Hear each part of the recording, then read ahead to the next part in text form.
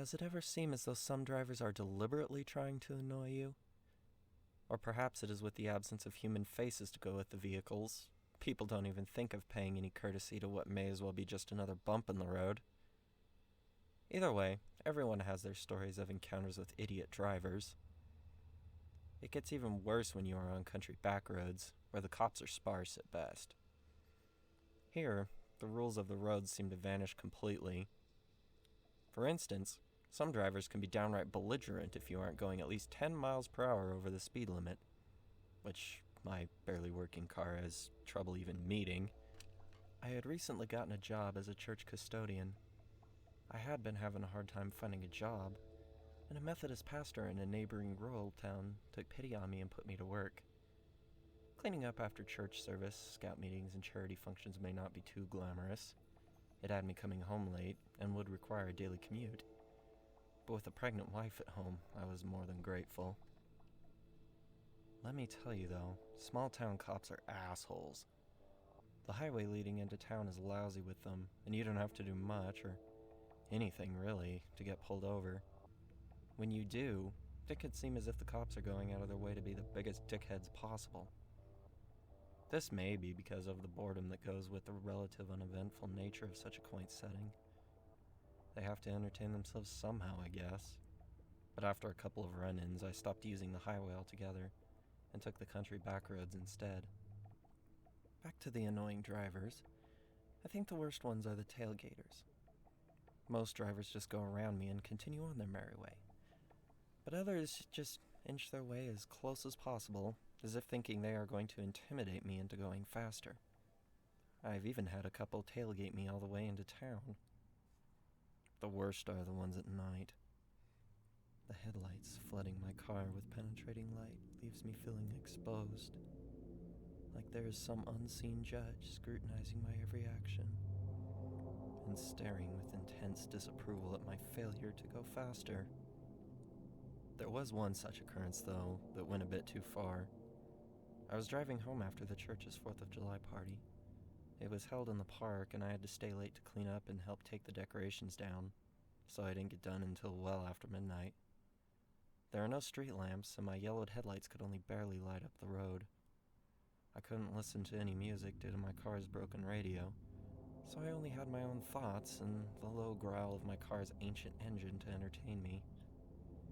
Thus, it was not difficult to notice the tiny pinprick of light in my rearview mirror, indicating the approach of another driver. I wondered what weirdo would be wandering around here at this ungodly hour. Grimacing, I immediately realized the irony in that thought. But the car came up behind me dangerously fast. It was a classic 1970s-era Trans Am painted bright red. I thought to myself that it might be some high school kid joyriding in his father's midlife crisis. Predictably, it came up and slowed to match my speed, following at just the right angle for the headlights to flood my car with their unwelcome scrutiny. Rather than go around, the car simply followed. Great, I thought to myself. Too stupid to just go around. Knowing the driver could probably see me, I motioned for him to go around. At this, the car's high beams flashed on and off a few times. Lovely, I thought. He's not stupid, he's just screwing with me. I tried to just ignore the car for the rest of the trip home, though it wasn't easy, knowing that my every move was clearly visible to the tailgater. About a mile outside of town, the car finally flipped a U-turn and sped back off into the darkness, leaving me to drive home in peace.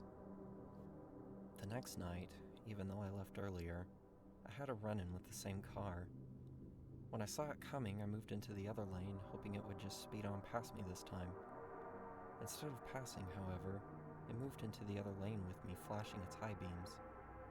This was getting ridiculous fast. I looked on the car for a license number, but its plates were missing.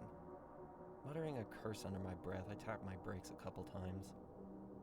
The car did back off a bit, but it would still flash its high beams every so often. This time, it followed me into the town outskirts, but it turned around when we came upon the more brightly lit part of town. Again, I thought it was just some dickish high school kid with too much spare time. Though I was annoyed, I Initially figured he would quickly get bored and go back to dunking his classmates' heads in toilets, or whatever juvenile torment was currently in vogue. But that wasn't the case. It happened the night after that, too. This time, I pulled over into the side ditch to let the car pass. Much to my horror, the car pulled over as well, parking right behind me. My stomach was doing flip-flops as I stared into the rearview mirror, not really knowing what to expect. The car just sat there, patiently waiting for me to make the next move. Briefly, I thought about getting out and confronting the driver. But just as that thought entered my head, the driver's side door of the Trans Am swung open. Without delay, the cowardly side of me took over, and I sped off without looking back. Fortunately, the car did not follow. Mercifully, the fourth night was my day off. I told my wife about the car. I don't know if I should be annoyed or endeared by her reaction, but she laughed and suggested that maybe the driver just wanted to tell me I had a taillight out. She then took on a tone of mock seriousness and recited that old yarn of the trucker tailgating a woman. He would flash his high beams every so often, and it turned out that there was a serial killer in the back seat. The trucker was just trying to protect the woman. Jokingly, I scolded her for trying to scare me. As we were heading to bed, my wife moved to draw the curtains shut, then paused, a quizzical look on her face. I glanced over to see what she was looking at, and my stomach dropped. Parked outside our apartment was the very same car that had followed me the past few nights. As if taking a cue, the car's headlights flared on and it sped off into the night. "Don't tell me," my wife began. I nodded. She grimaced, no longer finding it all that funny. This was just too much. I called the police that morning and told them everything. The dispatcher said that there wasn't much to be done unless I could provide a license number. It took some convincing, but she eventually sighed and told me she would send a squad car by my house that night to check for vehicles that fit the description. I wasn't sure I believed her, but I didn't dare press the issue, and I simply thanked her. I did, however, have my brother stay with my wife while I went to work. On the way home, I took a different route.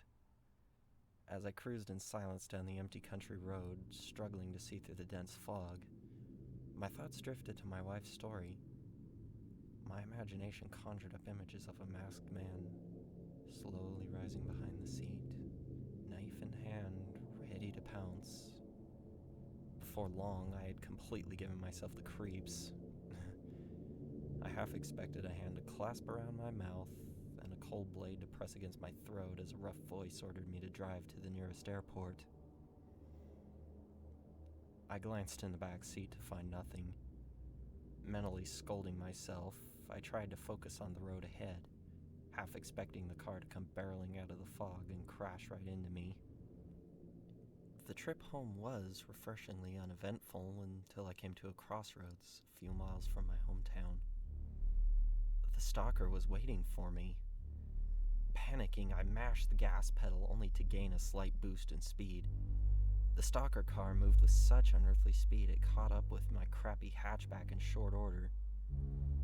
Instead of simply following me, it swerved wildly and blasted its horn repeatedly. Frantically, I looked behind me, shouting, "Damn it! What the hell is your problem?" As if it heard me, it immediately pulled around and sped off into town, accelerating way too quickly for me to get a look at the driver. At work the following day, I asked the pastor if I could take off before nightfall, explaining my situation to him. He thought for a moment and then said he would instead call in a favor with a friend of his, a sheriff's deputy who might be willing to escort me home. Relieved, I accepted and thanked him.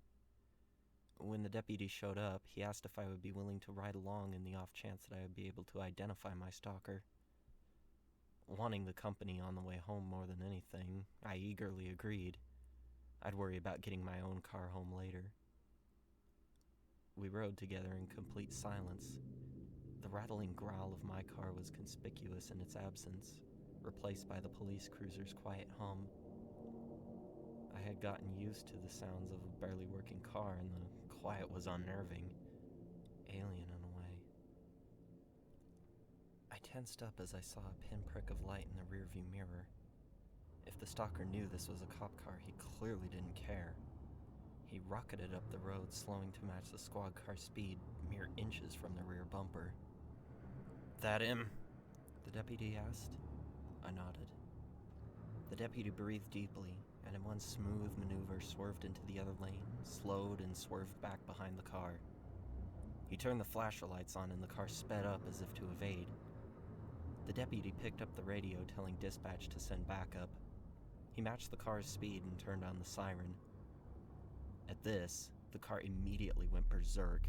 It began swerving in ways that should have caused it to lose control, periodically slamming on its brakes and speeding up. The deputy backed off a bit, tailing it at a distance, presumably not wanting to endanger me. A wave of relief settled over me as two other squad cars came speeding from the opposite direction, turning around to take the lead in the chase. The car moved with an almost alien fluidity as it endeavored to shake the squad cars. No, that's not quite accurate. It actually seemed to be toying with them as it weaved back and forth between the two lead cars. At one point, the car slammed on its brakes and one of the cops lost control trying to avoid a collision and spun right off the road. The stalker fell back behind the other squad car and came up right next to us. I could not see anyone through the tinted windows, but I still got a feeling of crazed, malice-filled eyes peering through the darkness right into mine, and a joyful, almost playful, ear-to-ear grin. The car jolted forward, nudging the other squad car ever so slightly, causing it to spin out and collide with a tree. The stalker then slowed and plowed right off the road toward one of the farmhouses. The deputy radioed for more backup, then followed the car off the road. The car's taillights seemed hazy and seemed to be floating in midair amidst the enveloping darkness, an illusion dispelled only during the brief instances where the squad car's spotlight managed to focus on the car. Gradually, the car inched away from us, the taillights growing hazier in the distance. Without warning, the deputy mashed down the brakes as a chain-link fence came flying into view. Beyond it, the car sped off into the night. The deputy maneuvered the spotlight from side to side, looking for a way around, or even through the fence, but it stretched into the darkness as far as I could see. "What the the deputy began. Ahead, the red lights from the car had almost disappeared from sight. He got out and checked the fence for any sign of damage. Throwing up his hands in defeat, he got back in the car and radioed dispatch, simply saying he had lost the suspect. He took me straight home, saying nothing, but visibly unnerved as I was. I'm still not sure what to make of that night, or why the car seemed to have passed unhindered right through the fence. The rational part of me knows there is a completely natural explanation that I'm not seeing, but still, the rational part of me also knows exactly what this looks like. Although I was extremely paranoid for some time, shitting bricks on the way home from work, nervously looking through the curtains, expecting to see the classic Trans Am parked outside our apartment. I've heard many stories about vengeful or angry spirits, though in retrospect, this one never seemed like it intended to harm me, and the two cops that ran off the road weren't seriously hurt. I also looked into the history of that road, expecting to find record of some gruesome death, but its record was clean, not even a minor fender bender. I don't know. Maybe some spirits just want to screw with people, taking full advantage of being free from the laws of nature. I never did have another run-in with the stalker car.